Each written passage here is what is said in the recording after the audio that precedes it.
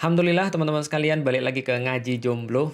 Eh, Insya Allah ada yang tanya ini berapa berapa materi sih saya nggak tahu karena ya udah pokoknya saya coba untuk menyampaikan, saya coba untuk sharing bagi teman-teman yang mau persiapan untuk menikah ataupun teman-teman yang masih dalam pengen cari tahu apa itu pernikahan dan apa yang dilakukan untuk mempersiapkan.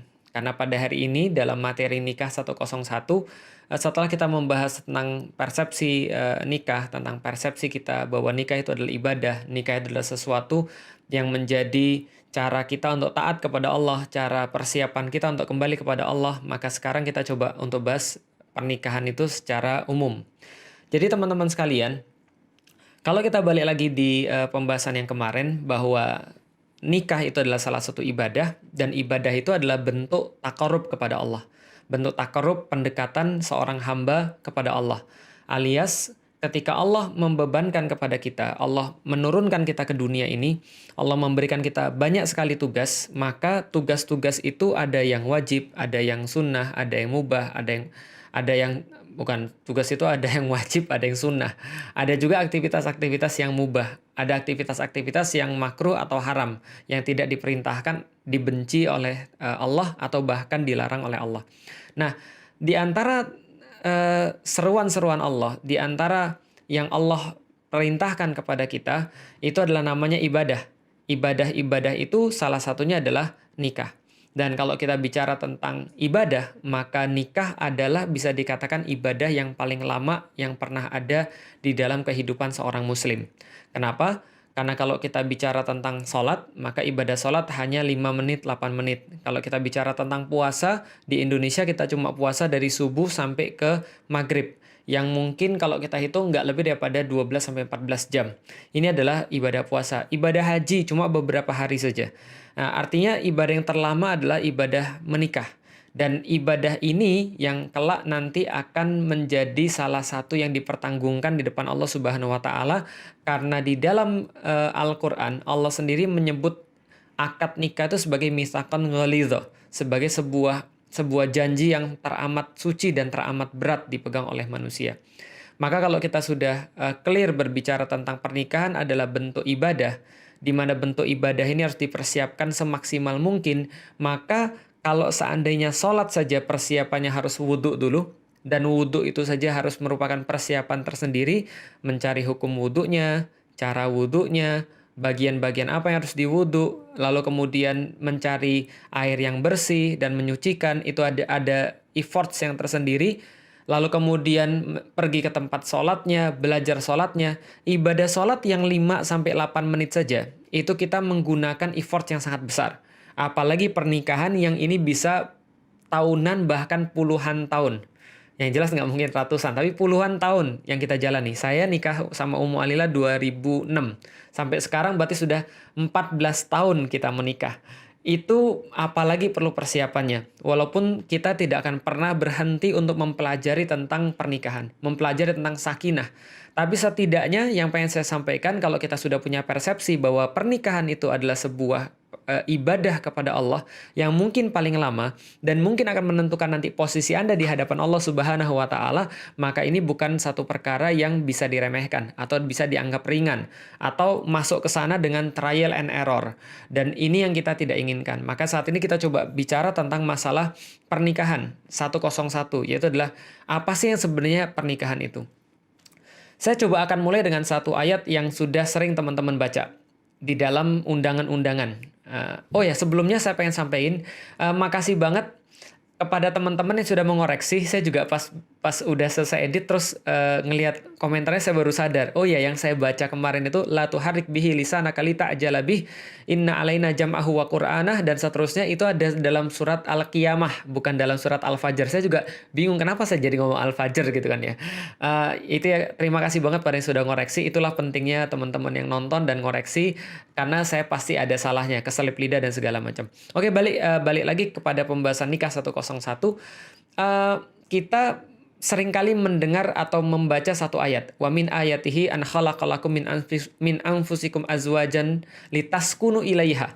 Jadi Allah katakan di dalam penggalan ayat yang saya baca tadi, Dan sebagian daripada ayat-ayatnya dalam surat Ar-Rum, wa min ayatihi an khalaqalakum, bahwasanya dia telah menciptakan kalian semuanya. Min anfusikum, daripada jenis-jenis kalian. Azwajan. Azwajan itu bisa diartikan pasangan, bisa diartikan istri, bisa diartikan pelengkap, bisa diartikan segala sesuatu yang lain yang melengkapi. Litaskunu ilaiha. Saya berhentiin dulu sampai di sana karena ayat ini menandakan bahwa segala sesuatu yang Allah sampaikan daripada tanda-tanda keberadaan Allah yang bisa dirasakan oleh manusia adalah ketika manusia itu Allah berikan sebuah pelengkap atas kehidupan mereka, azwajan. Untuk apa? Satu-satunya fungsi azwaj, satu-satunya fungsi pasangan-pasangan itu adalah untuk menjadikan dia litaskunu ilaiha, untuk menjadikan dia sakinah.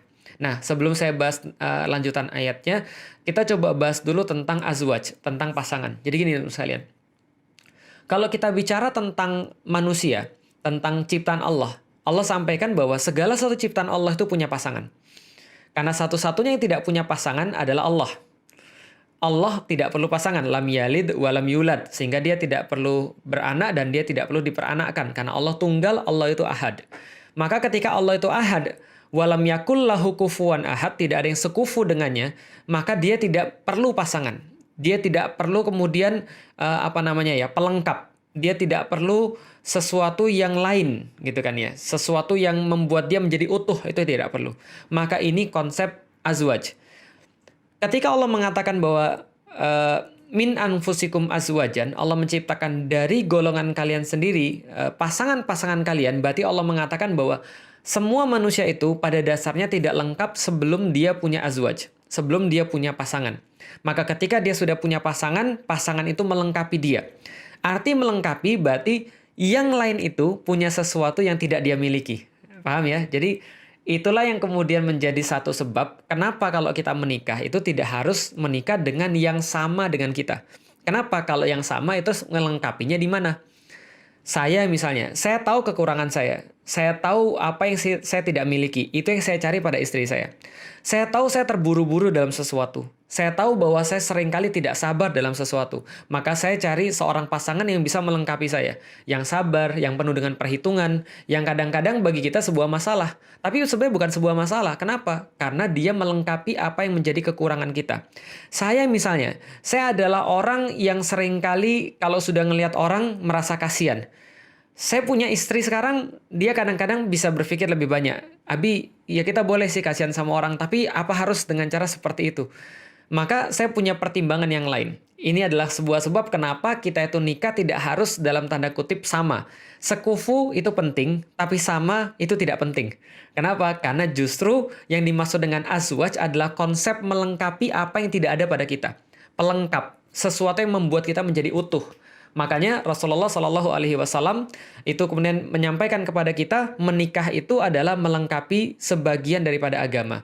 Jadi ketika ada orang yang faqih dalam agamanya, ada orang yang faham dalam agamanya belumlah utuh, agamanya belumlah sempurna sebelum dia menyempurnakannya dengan pernikahan. Maka pernikahan ini adalah sesuatu ibadah yang menyempurnakan seorang manusia, menjadikan manusia itu utuh dalam penyembahannya kepada Allah.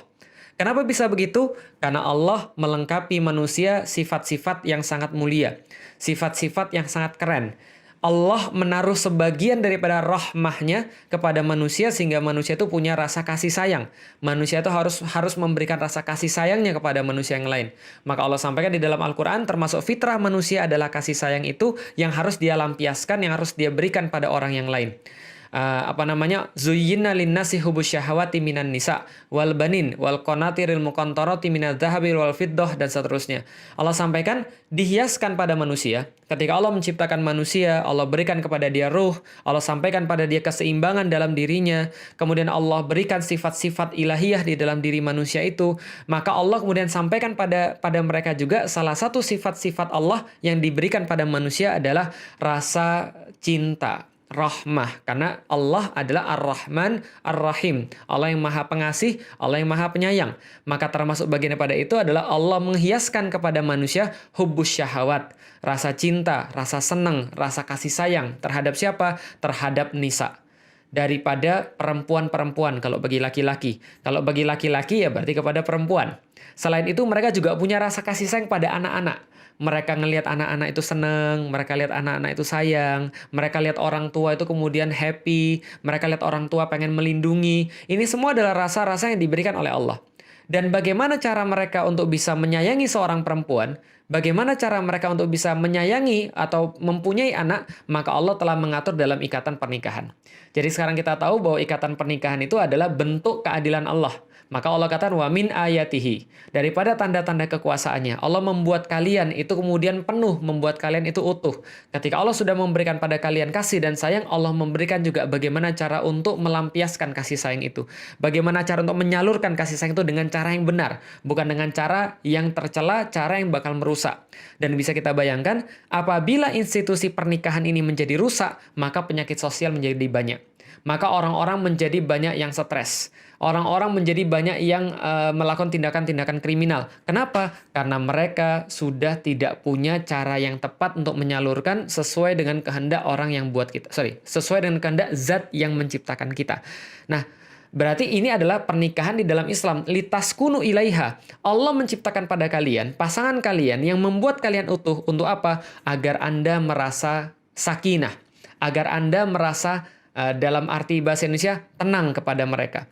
Nah, ini juga kata sakinah ini yang kali ini akan kita coba untuk garis bawahi dalam pembahasan kita tentang nikah 101.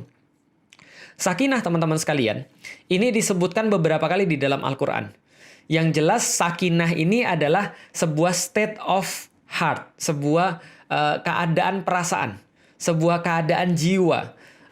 Soul juga dikatakan bahwa ini adalah tentang mind. Jadi mind, soul, heart ini adalah bagian daripada itu, perasaan, lalu kemudian mungkin pemikiran juga, lalu jiwa ini kemudian merasakan ketenangan, namanya sakinah. Contoh misalnya, mungkin teman-teman pernah belajar Iqra, kemudian ada fathah, ada kasroh, ada fathah, ada kasroh, ada dhammah, ada sukun. Gitu kan ya. Kalau fathah dibaca A, kalau dhammah dibaca U, kalau kasroh dibaca I, kalau sukun dibaca apa? Sukun dibaca apa ya? Sukun tuh dihentikan, nggak dibaca. Betul. Arti sukun itu artinya adalah berhenti. Dan kata sukun itu sama asal katanya dengan kata-kata sakinah. Kata-kata sakinah berasal dari kata sakana yaskunu. Orang artinya adalah sakana yaskunu, itu lawan kata daripada bergerak. Maka lawan kata daripada bergerak adalah diam. Itu sakana. Sakana artinya diam, maka ketika ustadz mengajari kita, sukun itu artinya diem, nggak dibaca, dihentikan. Berhenti di situ, diem, nggak dibaca. Maka contoh misalnya ada kata-kata yang disukun belakangnya, berarti dia dibaca mati di situ. Mati, berhenti, istirahat, diem. Begitupun juga arti kata sakana. Sakana yaskunu ketika dipakai kemudian dalam bentuk yang lain ada kata-kata maskanah. Maskanah artinya tempat kediaman. Maskanah artinya tempat beristirahat. Maka ketika Allah mengatakan di dalam surat Al-Baqarah, kata-kata sakana yaskunu muncul pertama kali di sana, ya Adamuskun anta wa zaujukal jannah. Maka Allah katakan, ya Adam, wahai Adam, uskun anta, maka tinggalilah olehmu. Istirahatlah di sana, maka berdiamlah di sana. Uskun anta wa zaujukal jannah. Menarik ya. Ketika itu Allah katakan tidak hanya anta. Ya Adam, tinggalilah olehmu dan juga oleh istrimu. Berarti ada dua. Dia dan istrinya dan pasangannya. Berdua tinggali di sana. Maka bisa dikatakan, wahai Adam, kamu sama pasanganmu pergi sana ke jannah untuk di sana bisa tenang, di sana bisa istirahat, di sana bisa diam. Uskun anta wa zaujukal jannah. Tinggalilah olehmu dan istrimu di dalam surga itu agar Anda merasa sakinah.